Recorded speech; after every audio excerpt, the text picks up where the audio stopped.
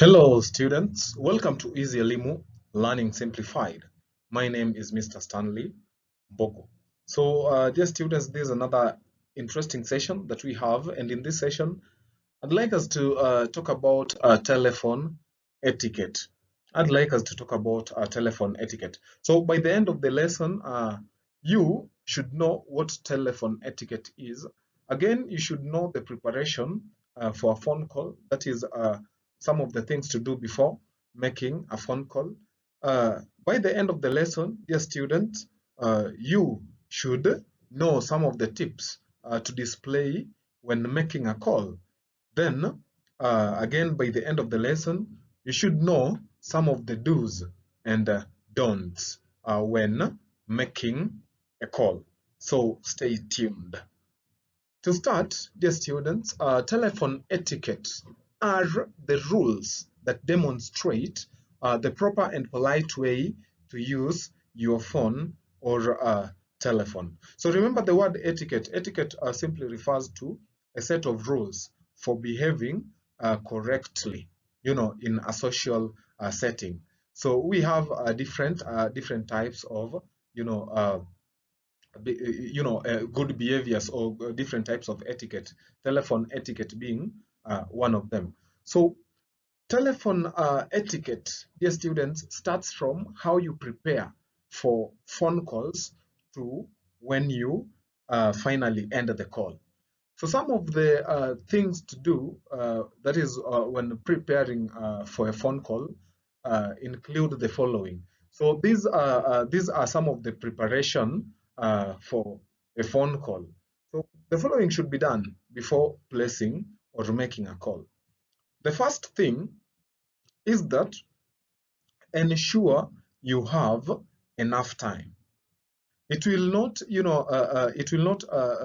be well or seem good to suddenly end the conversation because of insufficient airtime, or maybe you do not have a time to continue the conversation. Sometimes you have the airtime, but the time that you did not plan well for the call, you did not give the call enough time. Probably you decided to make a call during class time. That is, if you're a teacher. So it is obvious that you won't be in a position to say everything that you would want to say. So apart from ensuring that you have enough time and airtime, the next thing is that go to a place where there is a silence. Too much noise will distract your attention, and the conversation will not, flow.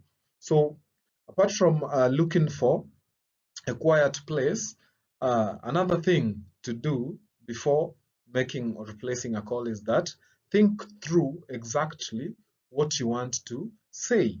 Write it down if possible, so you don't forget what to say or ask, and look as though you didn't have anything to say. It is very bad to, place a call when you have nothing to say. You will be disturbing other people's, peace, and wasting their time. So, apart from the preparation, some of the things to do before placing a call, let us move to the tips to display when now making a call. So whether at work, at home, or on your mobile phone, remember to display some of the tips below at all times. So the first thing to do is that identify yourself at the beginning of the call. Do not place a call, then ask the receiver to guess to guess who is calling. So that is also bad and unnecessary.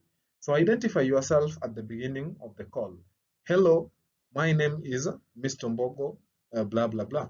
So the next thing, speak clearly and slowly, especially when leaving the message. Then again, when identifying yourself, or rather introducing yourself, you can do that by giving your name or using a name of a company or institution where you're working. That is if you are using an office line. So speak clearly and slowly, especially when leaving the message. That is having identified yourself. Then the next thing, speak with a low tone of voice. And as you do this, be sure to know how loud you may be. Remember, there are there are conversations that should be private. So be sure to know how loud you may be. Then the next thing, always end with a pleasantry. For example, have a nice day. Thank you for your time. Have a nice time, and so on. Then after that, let the caller hang up first. So in this case, if you are the receiver in this case, do not end the call before the caller does. Remember, it is not your airtime you're using; it is the caller's airtime. So wait for some time for the caller to hang up. You can only maybe hang up after you know if the phone remains active, or if the call remains active for quite some time that may seem longer. So that is when you may end the call, assuming that maybe the caller has forgotten to end it. That is if you're using a mobile phone. Remember, if you're talking about the telephone, I think simply by returning it where it's supposed to be, it automatically, uh, hangs up. So the next tip is that stay away from others while talking on the phone. They don't need to hear your private conversation. I think we had addressed that. So how about we talk about some of the don'ts when making a call? So when making a call, dear students, avoid being distracted by other activities while speaking. So some of the activities that may lead to distraction include rustling papers, chewing, driving, speaking with someone at the same time you're on the phone, shopping, working on the computer when at the same time you're talking over the phone. So apart from avoiding distraction, uh, and those are some of the activities that may lead to distraction, the next thing that you are supposed to do when making a call is that avoid allowing interruptions to occur during the conversation. So you can avoid interruptions by maybe signaling someone using maybe your hands to show them that you are on a call, but not really, telling them that by word of mouth, because it will interfere with it will interrupt whoever is listening. Then again, do not engage in an argument with the caller. So always find, polite words to use, or polite expressions to use in a telephone conversation. Ensure that you are courteous. So apart from that, uh, avoid talking too loudly. Do not be too loud because not everyone wants to hear what you want to say with the caller or the receiver. So again, let's look at some of the places to avoid when making a call. So the following are places you should not make a call.